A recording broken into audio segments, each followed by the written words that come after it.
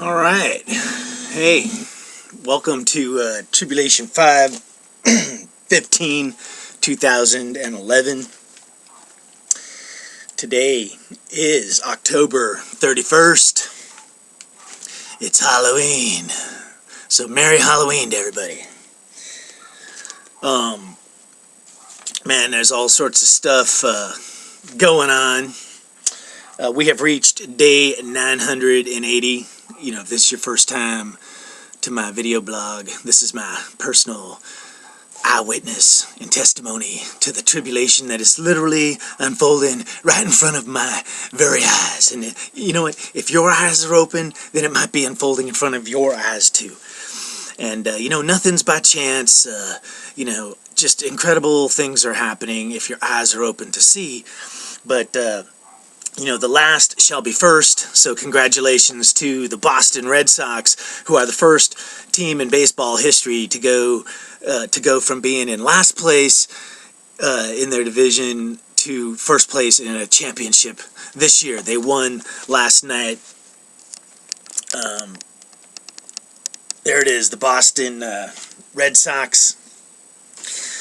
If they had not won, they'd be playing on Halloween night, and they didn't really want that to happen. But kind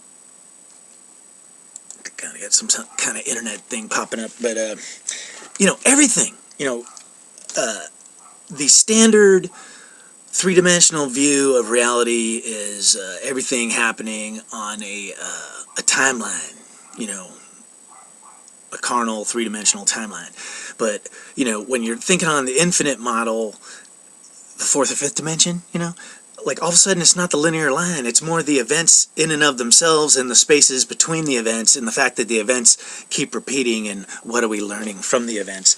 But that being said, you know, like even the Red Sox, you know, they crushed the Cardinals before, so this World Series was already reflective of several battles that the Red Sox had had with the Cardinals. You know, that's where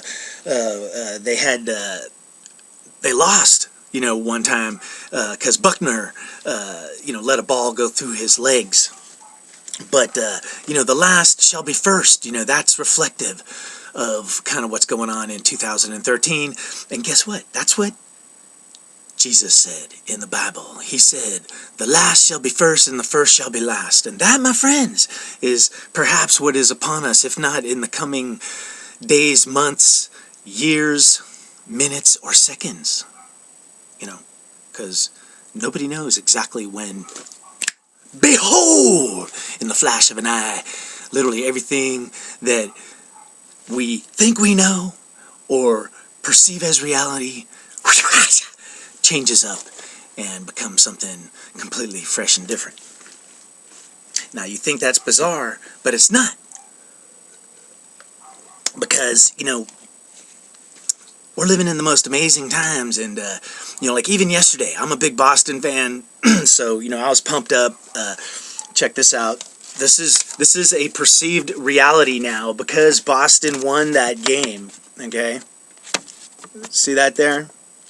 Hopefully, no one will steal my. I don't know if I'm showing it right, but that is a future taken out at Hobie's. Okay. That was taken out on November 4th, 11/4, 2012, and perhaps that in and of itself is now a somehow connected to what I think is the singularity that I'm approaching, and I'm going to say we're all approaching, you know, because time, when you're starting to view it like as a circle, not so much as linear, you know, the infinite model, it's like, how many times does an event happen? Because all events happen again and again and again. Kind of like war, you know, because like mankind, you know, doesn't seem to understand that they're being manipulated and that there's no good to come out of war, and yet we keep being pushed and manipulated into war. You know, so that's an example of an event that happens over and over and over again. And, you know, when you look at it on a linear timeline, all you can do is cry, you know. But, you know, I'll show you a few more examples of, you know, reality that, you know, you don't know what's real or not real. You know, out here in San Jose, it's kind of cold and chilly. but it's going to be a perfectly good, nice day for Halloween. I'm probably going to go to a haunted house. This is the front page of the Mercury News. Look at this story right here. It's got Catherine Sebelius, and it says accountable, you know. Now, the Mercury is kind of a left-leaning paper, so the perception you get looking at how they presented what happened yesterday, the reality that happened yesterday, was that Obama and Catherine Sebelius came forth and said, the buck stops here, I'm accountable, everything will be fixed. But if you actually watched the event unfold, Catherine Sebelius, to me, is a complete,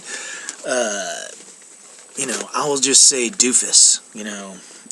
I would not want to work for her, you know, not if I was in the government and not if I was at a private company.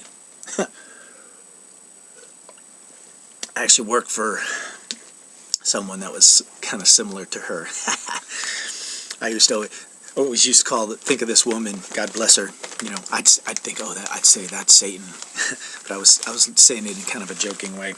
But the reality of what happened is when Catherine Sebelius went up to Congress, is they asked her like 6 times, who the hell's in charge? And she was dancing all over the place, doing a tap dance and, you know, parsing her words and, you know, doing all the things that shadow people do when they don't want to tell the truth. But she was like, nobody's in charge, and nobody under me is in charge. And they were like, isn't Obama in charge? And she's like, oh. And, you know, when it came down to, she was like, okay, I can't break the first commandment, which is, when all else fails, it cannot be President Obama's fault. So I guess I'm in charge, and it's my fault, you know. So that's kind of how that went down, is she didn't want to be accountable at all. But see, that's how realities are distorted between what the mass media serves up to us. Oh, Catherine Sebelius is accountable, whereas she is anything but accountable. Now, look at this other story. The tech giants' database breached, and then they show a diagram which looks like 2 brains, you know, kind of talking to one another. But what that diagram is the NSA, which, of course, President Obama doesn't seem to know anything about what's going on in the NSA. Right. But anyway, the NSA, you know, they're tapping everybody's phones, all the world leaders. They're breaking in and, you know, breaking into the corporations like Google and Verizon and whoever, and data mining. You know, so our shadow government's up to all sorts of shadowy things. But, of course, our dear president, you know, where was he yesterday? He came to Boston to throw some bad mojo on my boys, the Red Sox, but didn't work, Mr. President. You know, hey, God bless you, and I'm still praying for you, man. You know, that's the secret here, is doesn't matter what the shadow side's doing. Those of us on the light side that have our eyes open, we have to stay focused and stay sharp and be steadfast and stand strong in truth and in love, and just always pray for the light to break forth and open up the eyes of whoever is in front of us casting those shadows. And that person lately happens to be our beloved President Obama. But he went up to Boston and he was talking about how awesome healthcare is. And, you know, the biggest one I liked is when, you know, they accused him of lying. And, of course, I'm going to say it. You know, I still have nothing but love for Obama because he's our president, so I want him to do what's right. But Obama is a liar. Obama is a bamboozler.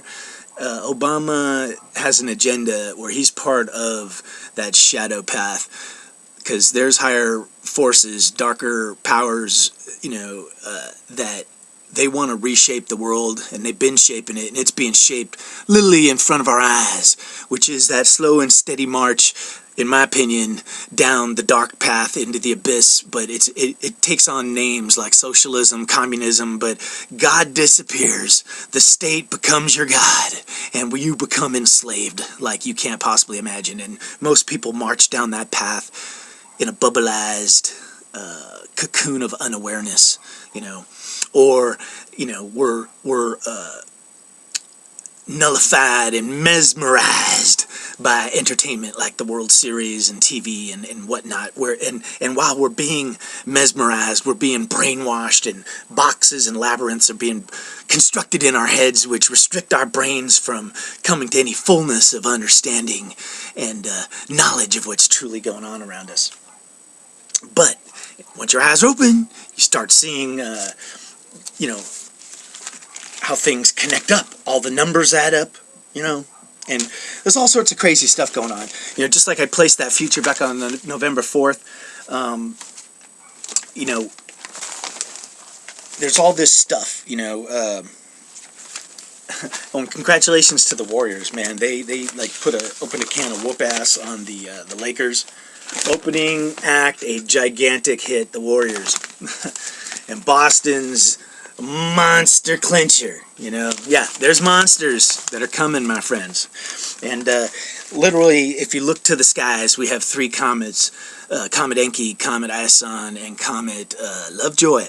And there's actually other comets, Pan-Star, Lemon. There's a guy, the Mighty Messer. He's actually kind of hard to understand or watch, but I kind of am picking up some things. But these comets, that's part of the cover-up of what NASA's been doing. You know, one quick example. It's just like most of what we've been told. Like, especially, I'd say, whatever the hell went on with what's up at the moon. You know, like, what we were told is not what the truth is. But it's like comets. You know, I'm 50 years old. I was raised and told that comets were balls of ice in the sky, that they melted as they approached the sun, and that trail we saw was like dust and light particles and basically harmless. Whereas the truth is much, much different, is that the universe is an electromagnetic, living, pulsating creation, and it's an absolute mind-blowing, it's not chaos, it's perfect order. It's like a cosmic clock. But comets and the sun react with each other, and it's been happening for thousands of years. And the comets are not made of snowballs made of ice. They're probably made out of crystals or something way denser, because they project gravitational forces, magnetism, electromagnetic, ultraviolet radiation, X-rays, sends out a signal. They literally communicate and talk with the sun, and that's why the sun all of a sudden was going crazy over the last couple of days. And it's going to go crazy in the next couple of months, too, as these comets go through our solar system. But nobody's talking about that. Only very few people are talking about that. But that is a huge part of what's going on. You know, the three main comets, you know, I kind of connected them up with the three kings. The three kings appeared in the Bible before, and they were following a star, because all of a sudden a star appeared. Behold, a star! And Christ was born. So, you know, the exact nature of the event, the singularity that is fast approaching us, my friends, you know, how it unfolds, you know, I think, you know, ultimately things are shaped. And I'm going to tell you, the finger of God or the hand of God is what I'm going to put my money on.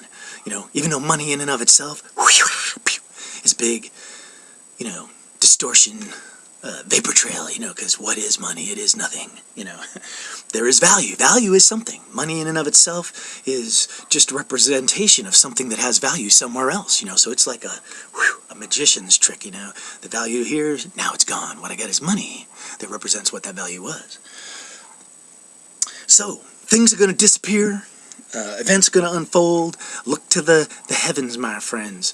You know, the three kings, the KKK, are in play, which, you know, point to the three comets, the three stars in the belt of Orion, the day the music died, you know, because that song was written about the three stars that died in the plane accident. I think it was Buddy Holly and, you know, I'd have to look up the other two guys. But that whole song, you know, there's a code in the song "The Day the Music Died," and I'll try and get the link to that into this video. But it's been decoded. And then I watched another guy who was talking about a time bubble, and it goes right along with the same decoding of "The Day the Music Died," because it all ties back to 1963 and the day Kennedy got assassinated. And I was born in 1962, and I'm telling you, I can see the bubbles in time, because even when I look at my own birth, everything that happened the year I was born, I can go back 100 years, and there's like incredible things that tie directly to 100 years later, and likewise, and so forth. We are in the year 2013, so you can go to 1913 and look at all of the crazy things that happened there, like the Fed being created and blah, blah, blah, blah, blah. But all the numbers, like 33 years ago, and even Boston playing St. Louis. You can look to Halley's Comet and, you know, previous matchups and repeating events and conclusions, you know. So, that's it for now. You know, day 800, 980, the world continues to spiral downwards, to some into chaos. But for others whose eyes are opened, the glory path is being unveiled, which is the path forward for those who have the faith to make the leap, so that in the blink of an eye, behold, all possibilities are opened up. Yeah. All right. Hey, much love.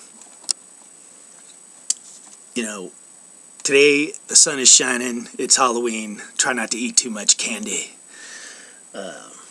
Sugar. It's another one of those deceptions, I'm not saying you can't eat sugar, but man, they force it down your throat to where it's killing you, and it kind of helps cause cancer, which is another big industry of shadowness. All right, hey, God bless you all. This Tribulation 515, 2011. Stay thirsty, my friends.